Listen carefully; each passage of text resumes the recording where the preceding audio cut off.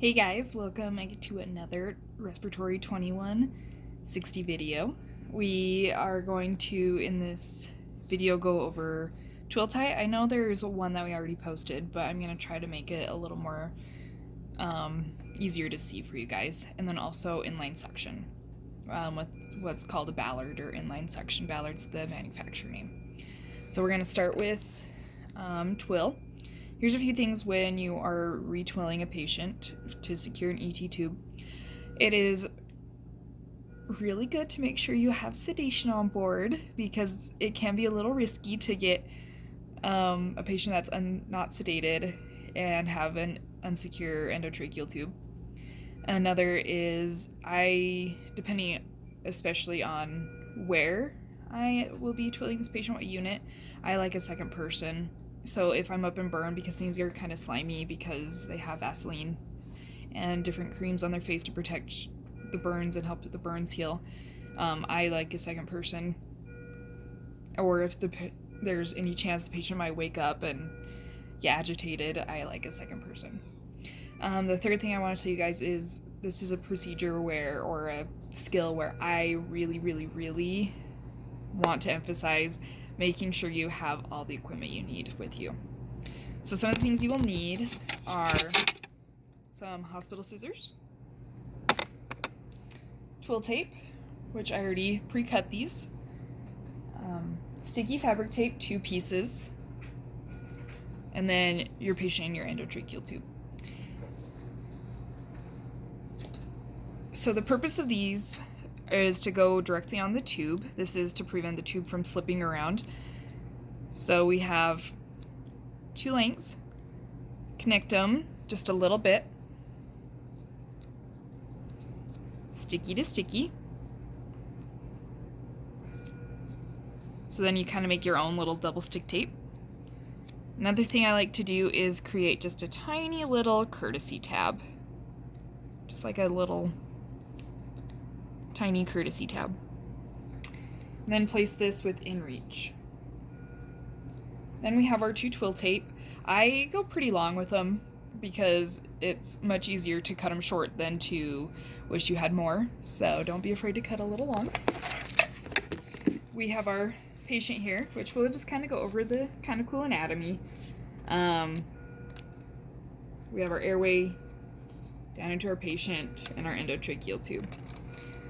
We have our numbers to the left because that is how it will most properly position our bevel for our patient, and also it makes it easiest depending on certain holders for you to see the markings of where it's located. And then your pilot balloon. Okay, so here's our patient.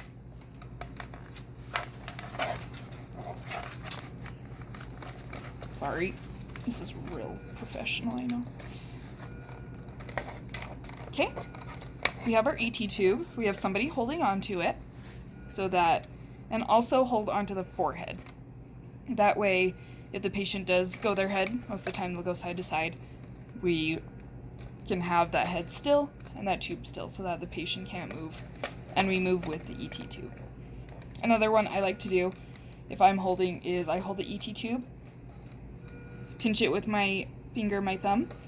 I take this meaty part of my hand and I put it directly on their chin.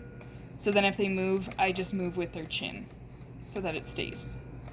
It's just one little helpful trick. Okay, so we take off.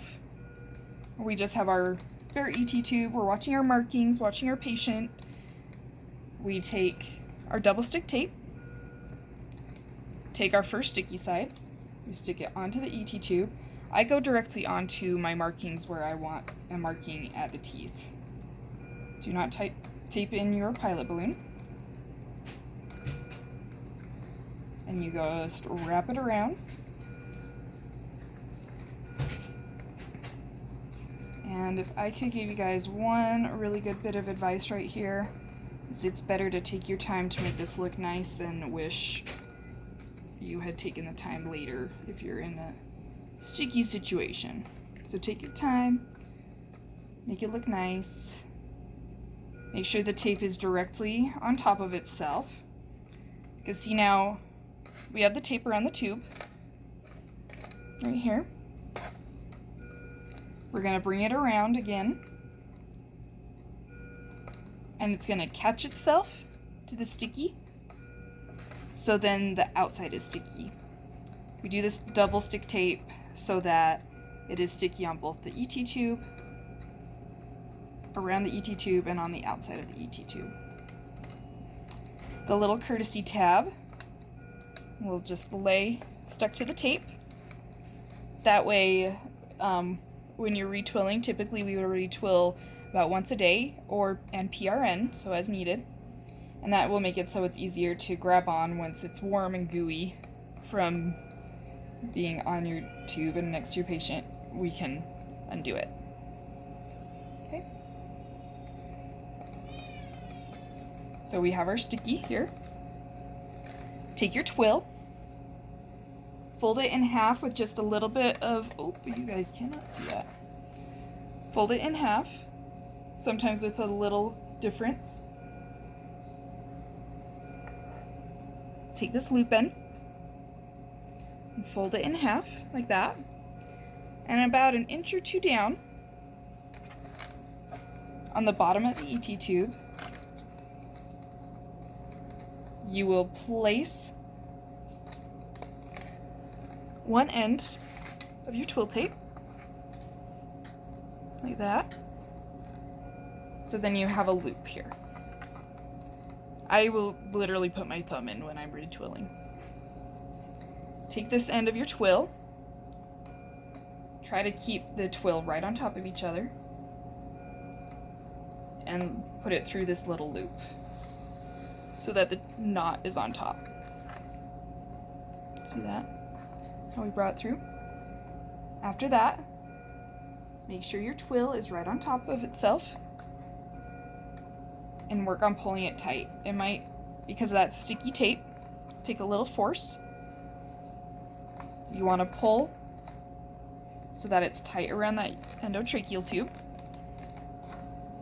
And then I will pull it down like this. Pull it apart. Just pull it so it's nice and tight in all the directions.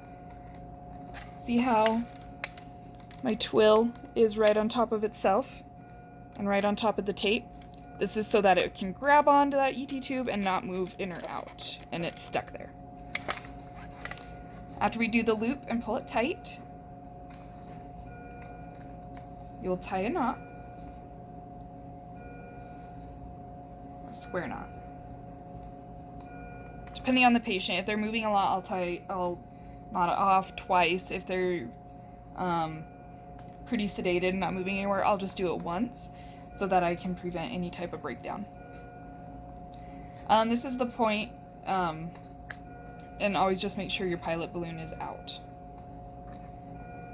After that, again, if I can tell you guys anything, it's take the time to make your twill tape look really nice.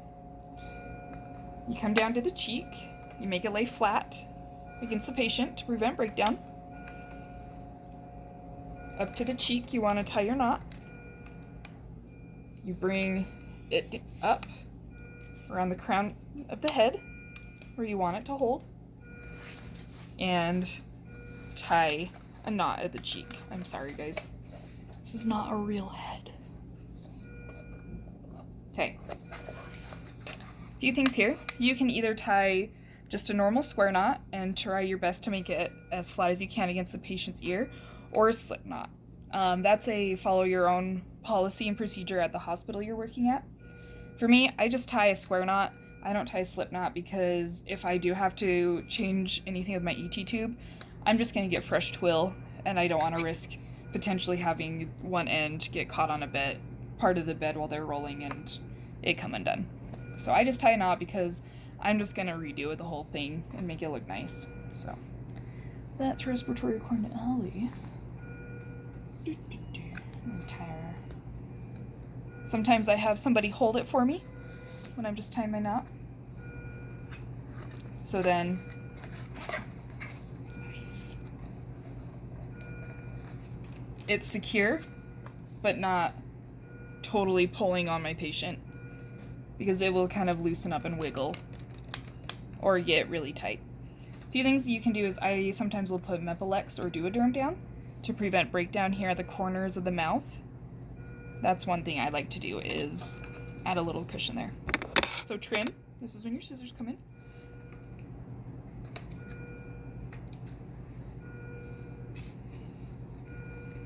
Okay. So then it's secure. All right, well, let's say it's slipping down and our ears are right here. This can cause breakdown on the ear, on the top of the ear. So one thing we'll do to A, make it more secure, and B, prevent breakdown is what's called bunny ears. What you do, you take your second piece of twill, you'll put it on top. Hi, Katie. I'm almost dead. Put it on top here, so it lays flat. Tuck it underneath your twill on both sides. Remember, you want it as flat as you can to prevent breakdown. Real heads are a lot easier, I promise, guys. And then you'll bring it up above the ear. So then it's flat. And this one I just tie a bow, a little bow on top of the head.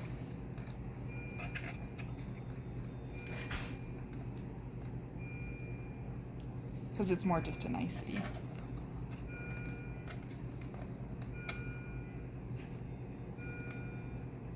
Which most of the time, actual patients, not like random plastic heads I've found in my department, this will stay secure on the head. It won't wander off. So that's how you twill. A few considerations. Cushions, make sure it's not below the neck here, because otherwise it will fall down and risk getting your endotracheal tube loose. And then just make sure it's secure. Check your placement on your numbers, every vent check, or if there's anything that might have potentially dislodged it. Okay, so now we are secure with our stupid red head. There we go. And again, trim, you don't want to deal with all this.